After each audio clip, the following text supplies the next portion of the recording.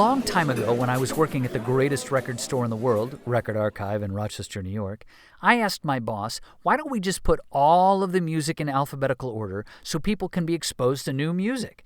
The boss told me that from a retail standpoint, or more specifically a money-making standpoint because we were an independent record store constantly fighting for survival, that if you're going into the hip-hop section to look for the latest release from Jay-Z, let's say, it was 2002, then you're more likely to see something else you might buy in the same genre that you're shopping in than you are to see Jay-Z, then look over and go, oh, hey, let's give this J Mascis guy a listen, which I do not suggest. I don't get people's fascination with him.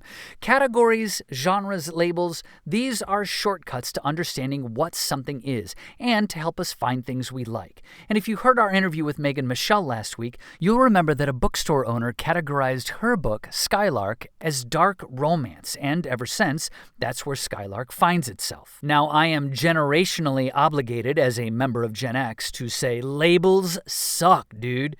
But thanks to the label dark romance, Megan found a community that was more likely to appreciate her book. You may also remember in that same interview that Art and I had never heard of dark romance, and that's what I want to talk about today in the corner booth. We've been chatting a lot about prompts this season, and one of my favorite things to do is to play around with genre. Sometimes, as a nice prompt, it's nice to try a different genre. Take a visit to your local independent bookstore and try wandering around to find the different sections. Or maybe just hit the Googletron and see how many subgenres of, science fiction there are. There are zillions of them. Maybe you should try 30 minutes of writing a romance novel. Maybe you should try 30 minutes of writing some steampunk, textual metafiction, art historical fiction, cli-fi, cashier memoir.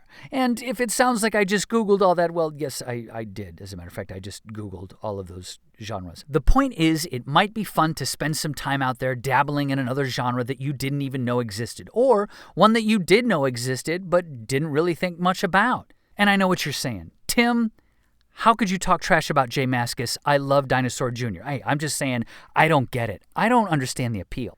But you also might be saying, Tim, I don't know anything about the furry sleuth genre. How would I write something like that? Well, there are two ways to answer that question. Number one, do some research. Art is a researcher, and while it tickles me to no end to picture Art researching furries and possibly putting them into a detective story, I am way too lazy to do that kind of thing, so I just do the other thing, which is number two, to make it up. Whatever you do with your new genre, just have at it. Have fun. The point is to play, to see what shakes loose, and who knows, you may find out you're pretty good at writing about furry detectives. Let us know if you play with some different genres and which genres they are at TiffinInnWritingWorkshop@gmail.com. See you next week. Start writing.